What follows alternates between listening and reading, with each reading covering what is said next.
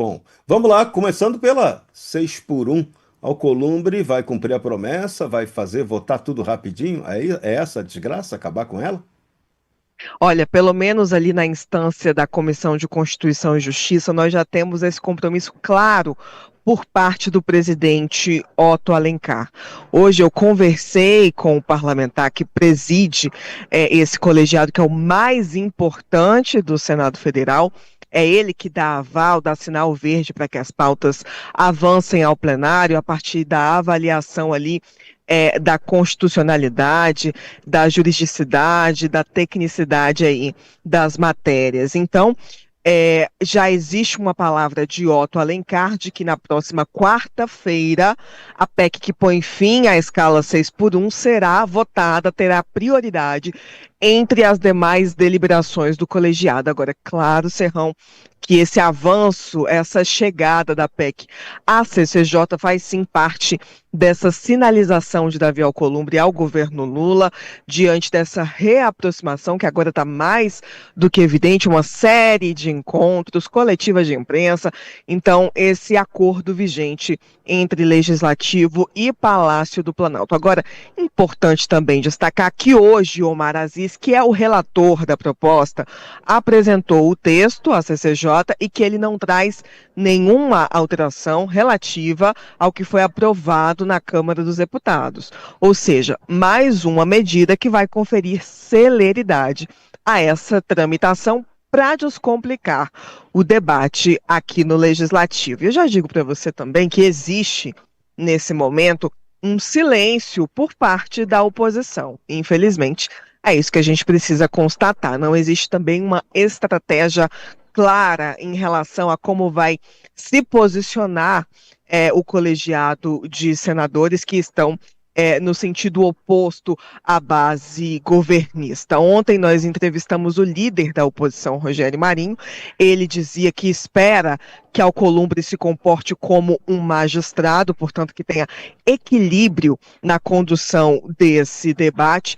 E, Serrão, nos resta acompanhar como é que isso vai avançar, se isso vai se concretizar, se Alcolumbre vai ter essa isonomia para fazer com que essa pauta avance da maneira mais equilibrada possível.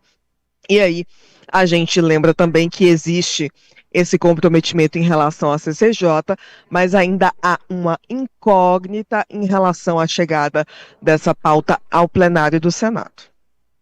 Muito bem, então, às 3h44 a parada está sinistra. Coronel Gerson Gomes, impressionante isso, né?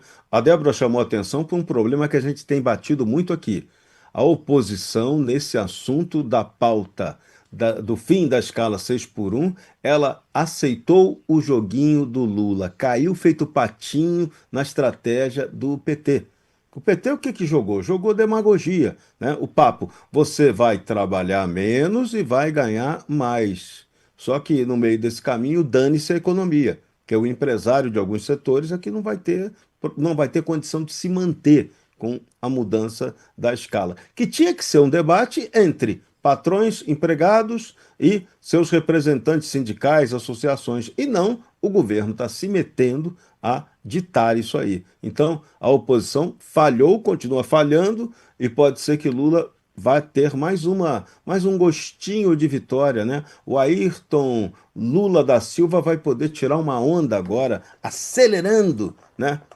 Pilotando o carro do Hugo Mota e do Davi Alcolumbre. É dose para mamute, hein?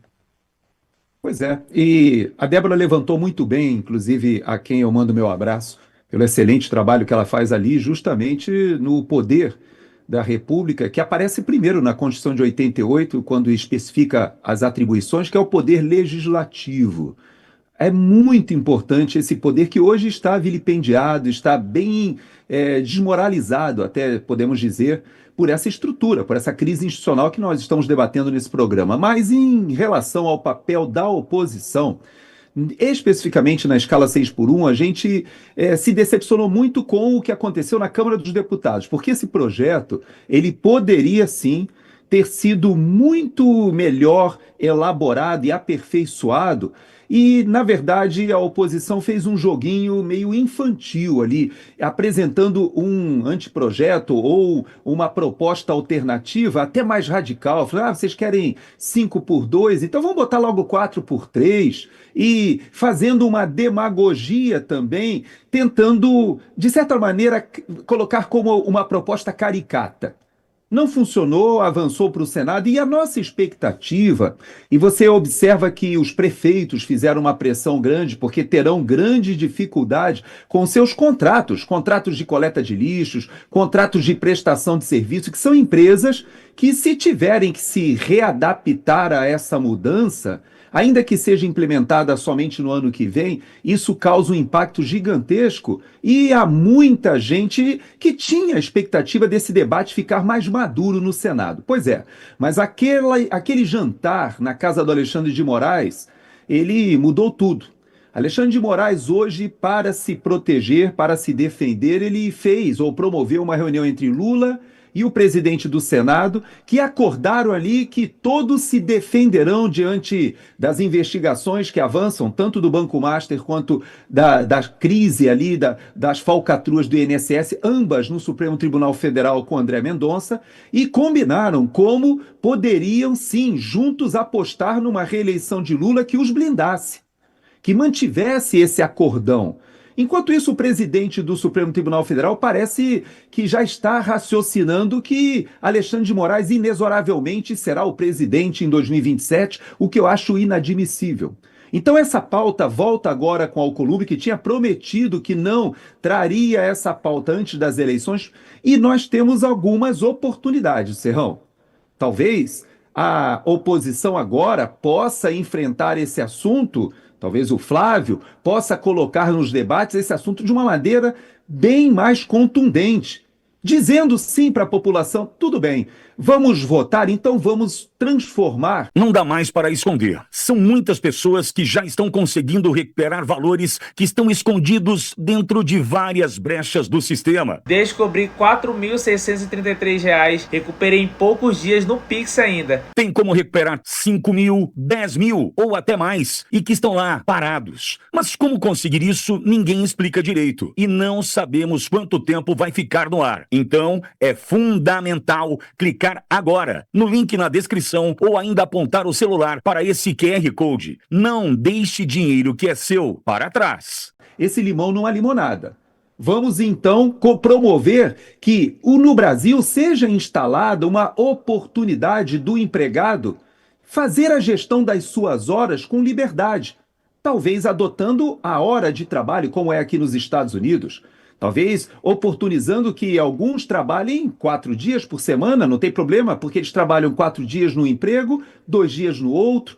Podem fazer uma superposição, podem ter pessoas que queiram trabalhar só na parte da manhã, não queiram cumprir uma escala semanal. Essa flexibilidade precisa ser negociada do trabalhador com o seu empregador. Quem sabe a gente não avança agora para uma relação de trabalhador e empregador que possa permitir que esses acordos não sejam feitos somente de forma sindicalizada. Quem sabe a gente dê a opção para que o trabalhador opte realmente por ter vendas, como acontece no Poder Judiciário, que tem 2 meses de férias, tem vários trabalhadores de outros poderes que podem vender suas férias. Por que isso é fornecido ao trabalhador da iniciativa pública e não da iniciativa privada? Então nós temos muitos debates, sabe, Serrão? Esse é um assunto muito sério que deveria estar sendo encarado com uma seriedade, principalmente no momento de crise econômica que nós vivemos hoje.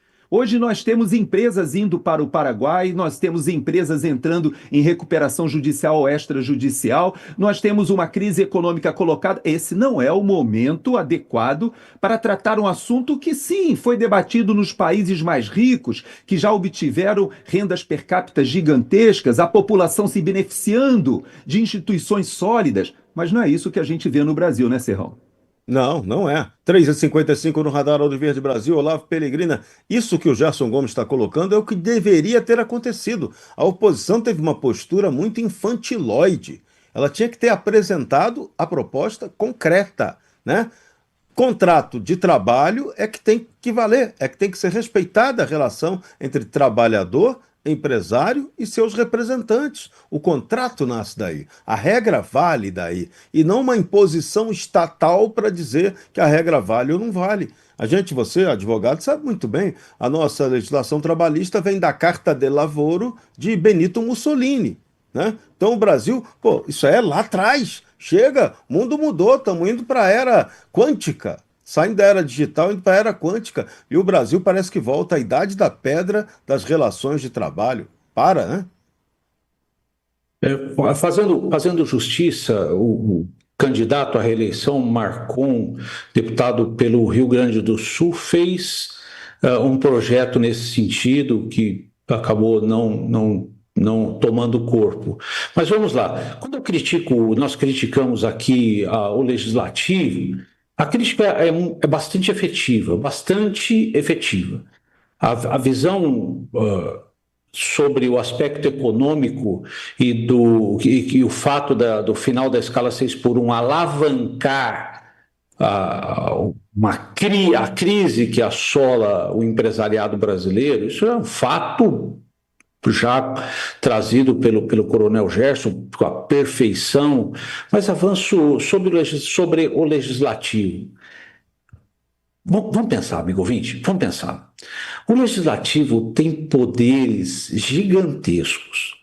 Evidente, no maior poder que detém é mudar a legislação.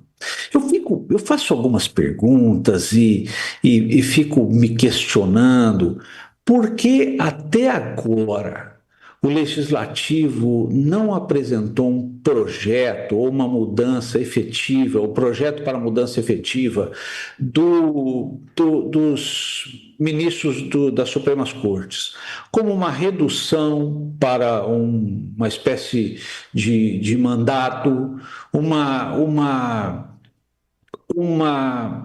limitação de atuação das decisões monocráticas. Parece que esses que têm o poder de proporem leis, de proporem mudanças, ficam ali em berço esplêndido. Na verdade, amigo ouvinte, não ficam em berço esplêndido.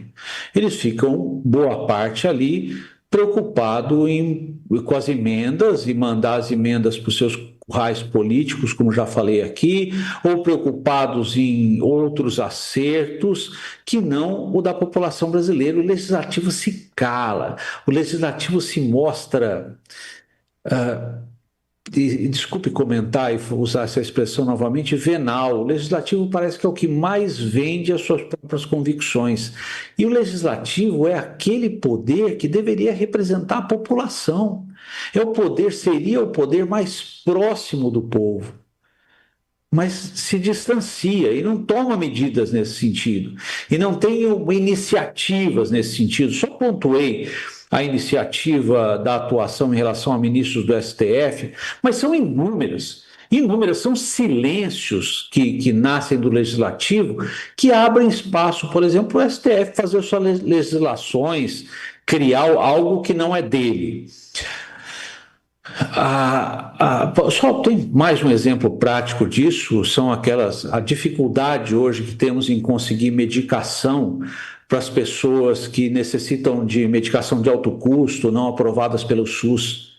Nenhum deputado apresentou um projeto para essa regulamentação, foi lá o STF e fez uma normativa altamente restritiva, dificultando a população, levando pessoas efetivamente a morrerem de maneira muito simples por ausência de fornecimento de medicação.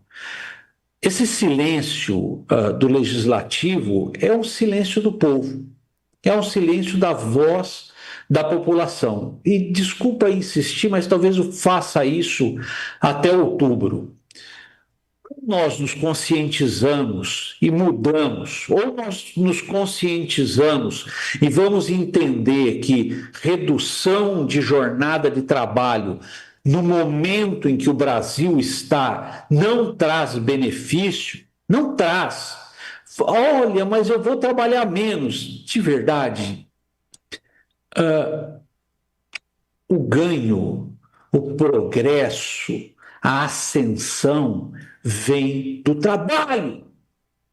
Eu vou ficar em casa e vou ganhar mais. Cara, isso não vai acontecer, você vai perder o seu emprego. É bem simples. E se você permanecer empregado, se o cidadão permanece empregado depois do final da escala 6 por 1, vai pagar o preço desse aumento na gôndola do mercado. Por quê? O empreendedor, o empresário fará o repasse do aumento do seu custo. Mas, de verdade, é óbvio demais. Não funciona assim. Qual deveria ser a verdadeira, efetiva e o pleno resultado para o questionamento da escala 6 por 1? Cada um faz o que quiser. Eu quero trabalhar na escala 6 por 1. Trabalha. É simples. Quando a esquerda busca acabar com o modelo da escala 6 por 1, a lembrança que nos vem é a questão do armamento. O Brasil teve um plebiscito que votou pelo armamento. O que deveria acontecer? Quem quer ter arma, tem arma. Quem não quer ter arma, não tem a arma. É assim que deveria funcionar uma res publica, uma coisa pública. Mas a esquerda não, ela é proibitiva. Diz que é libertária. Libertário escambau. A esquerda é proibitiva. Então, assim, vamos acabar com a escala 6 por 1, buscando um sentimento, desculpa a expressão, Serrão, eu já disse que não tenho maturidade para alguns comentários, mas parece que modificando uma certa vagabundagem, um sentimento de vagabundagem em algumas pessoas, de não desejar trabalhar e querer ganhar mais. Dinheiro não nasce em árvore, dinheiro não brota do chão. Existe todo um sistema chamado economia que gere isso. Dolorido de falar, mas às vezes um pouco da responsabilidade está na própria população. Enquanto você está assistindo esse vídeo, milhares de brasileiros patriotas estão conosco em nossas transmissões ao vivo. De manhã, das 8 da manhã até a 1 da tarde, tem Jornal da Auriverde Brasil. Para fechar o dia, tem o Primeira Página, das 5 da tarde até as 7 da noite. Notícia em tempo real, com análises especialmente feitas para você. Inscreva-se em nossos canais, @Auriverde Brasil, a voz da direita.